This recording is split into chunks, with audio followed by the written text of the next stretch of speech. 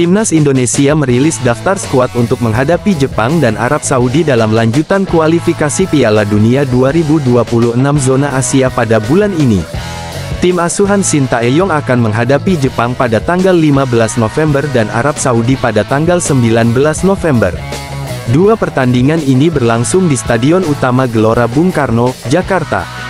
Sebanyak 27 pemain sudah dipanggil oleh Timnas Indonesia, sebagian besar pemain yang membela skuad Garuda dalam laga melawan Bahrain dan China pada bulan lalu tetap dipanggil. Tetapi, tidak ada nama Asnawi Mangkualam, Hernando Ari, Wahyu Prasetyo, Malik Rizaldi, dan Dimas Drajat. Asnawi sedang mengalami cedera dan dikabarkan perlu menjalani masa pemulihan selama 2-3 minggu. Kendala yang sama soal kebugaran fisik juga dialami Hernando, Malik, dan Dimas. Sementara, tidak dipanggilnya Wahyu digantikan oleh masuknya dua pemain Malut United FC yang lain.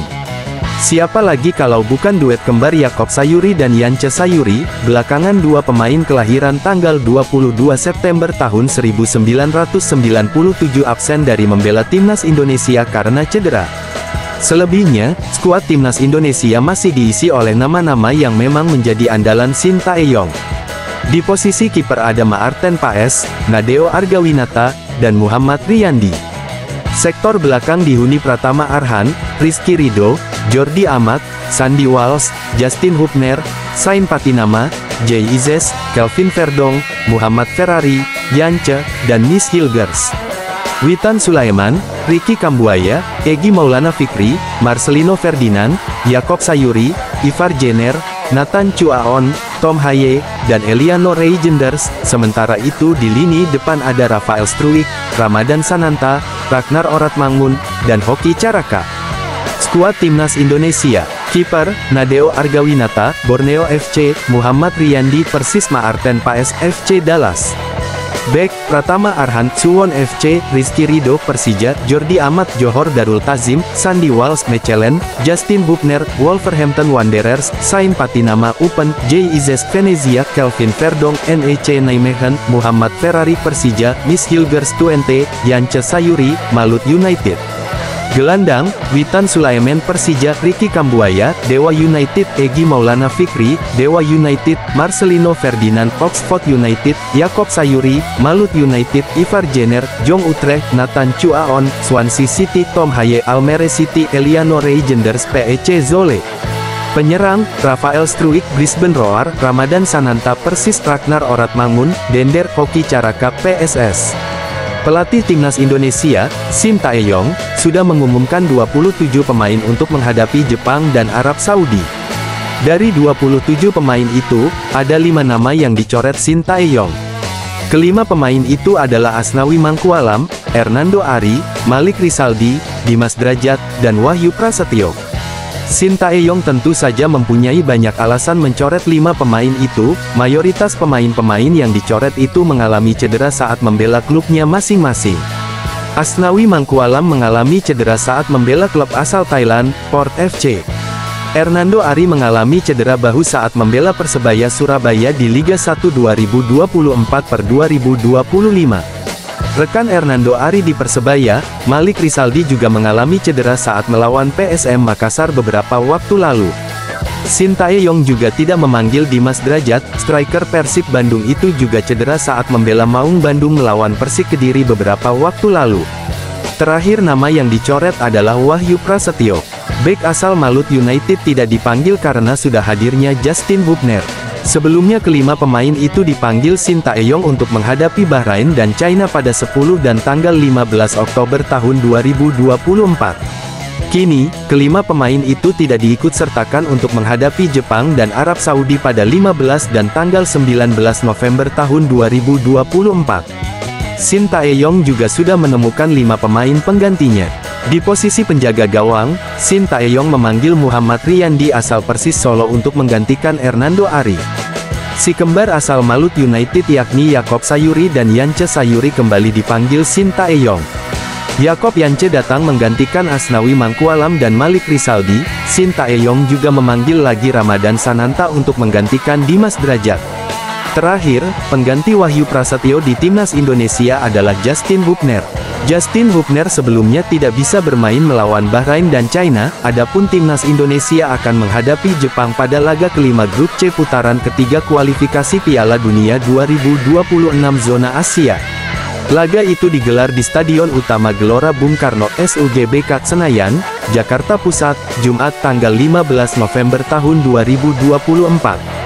Selanjutnya, timnas Indonesia akan melawan Arab Saudi pada laga ke-6 grup C putaran ketiga kualifikasi Piala Dunia 2026 zona Asia di SUGBK, Selasa tanggal 19 November tahun 2024. Timnas Indonesia menghadapi tantangan yang luar biasa berat saat menghadapi Jepang dalam lanjutan kualifikasi Piala Asia 2026. Skuad Garuda bakal menjamu Jepang di laga kelima grup C putaran ketiga kualifikasi Piala Dunia 2026 zona Asia. Pertandingan ini akan berlangsung pada Jumat tanggal 15 November tahun 2024 di Stadion Utama Gelora Bung Karno, Jakarta. Armada Sintayong dipastikan akan melakoni laga yang tingkat kesulitannya bukan olah-olah. Jepang telah mengonfirmasi statusnya sebagai unggulan nomor 1 di grup C. Samurai Blue sedang memimpin klasemen grup C dengan raihan 10 poin dari 4 laga. Tim asuhan Hajime Moriyasu unggul 5 poin atas Australia, Arab Saudi, dan Bahrain. Di seantero putaran ketiga kualifikasi Piala Dunia 2026 zona Asia, Jepang adalah tim tertajam. Tim yang pernah menjadi juara Piala Asia 4 kali ini telah mencetak 15 gol di grup C. Zion Suzuki DKK, juga hanya kebobolan 1 gol dalam 4 pertandingan. Pertahanan solid Jepang akan memberikan ujian maha berat kepada timnas Indonesia.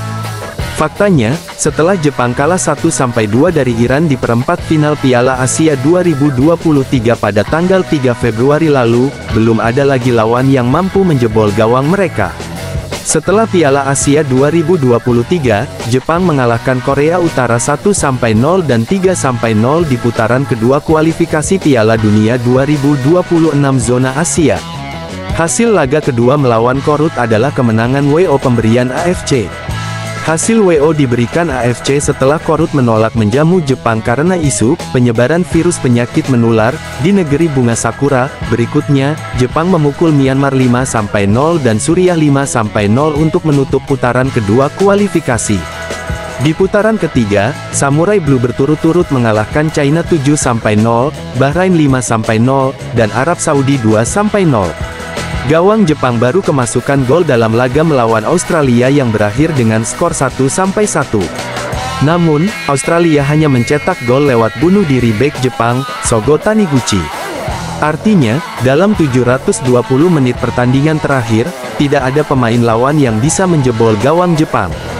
Gawang Samurai Blue hanya bisa ditembus oleh aksi harakiri pemainnya sendiri. Belum pernah menang dalam 4 laga di grup C, timnas Indonesia tentu berharap bisa mewujudkan raihan 3 poin saat melawan Jepang. Akan tetapi dengan pertahanan Jepang yang begitu kokoh, skuad Garuda bakal menghadapi misi yang sangat sulit.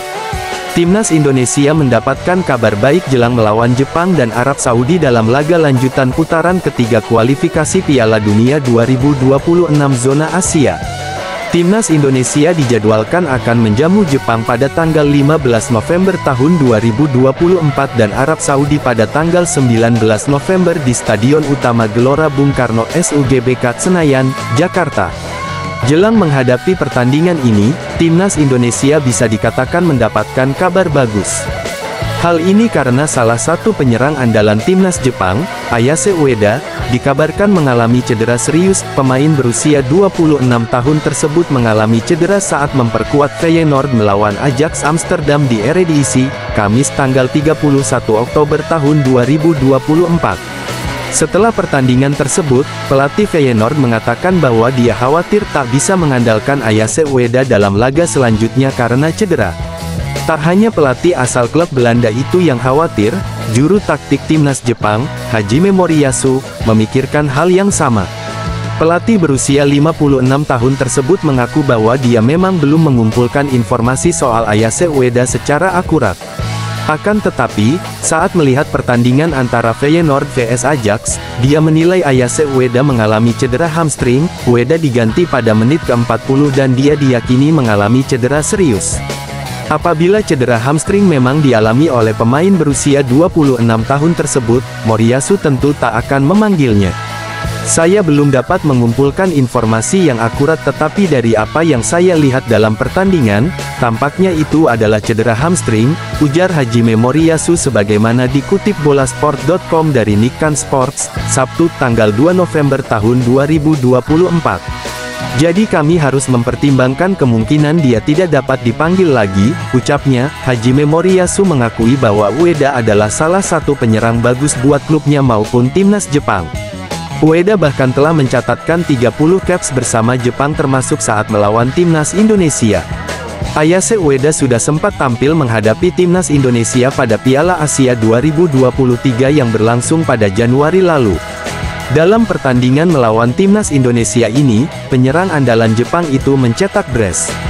Ayase Ueda mencetak 2 gol saat melawan timnas Indonesia dan tim asuhan Shin Tae-yong takluk 1-3 dalam laga tersebut.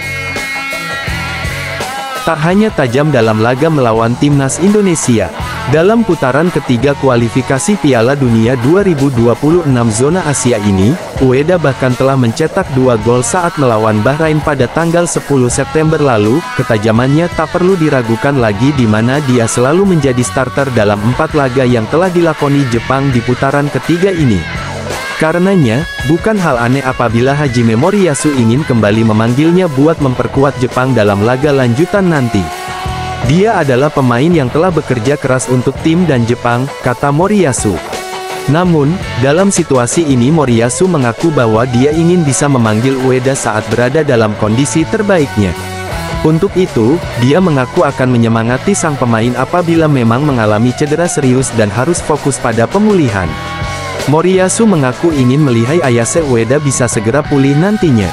Oleh karena itu, dia mengaku akan memilih pemain lain untuk menggantikan posisi Ayase Ueda jelang melawan timnas Indonesia dan China. Moriyasu mengaku juga ingin bisa menemukan bakat-bakat baru untuk menambah kedalaman skuad Jepang ke depannya. Jika memungkinkan, saya ingin memanggilnya lagi dalam keadaan sehat, tegas Moriyasu. Saya ingin menyemangatinya untuk meluangkan waktu dan segera pulih. Saya berharap dia akan kembali, jelasnya. Jadi saya ingin memilih pemain berikutnya untuk menggantikan dia, tuturnya. Penjelasan soal Moriyasu ini tentu bisa menjadi kabar baik buat timnas Indonesia karena penyerang tajam Jepang itu bakal absen. Walaupun demikian, melawan Jepang tetap akan menjadi ujian berat buat skuad Garuda. Pasalnya, Jepang saat ini menempati ranking 15 FIFA dan sudah langganan tampil di Piala Dunia.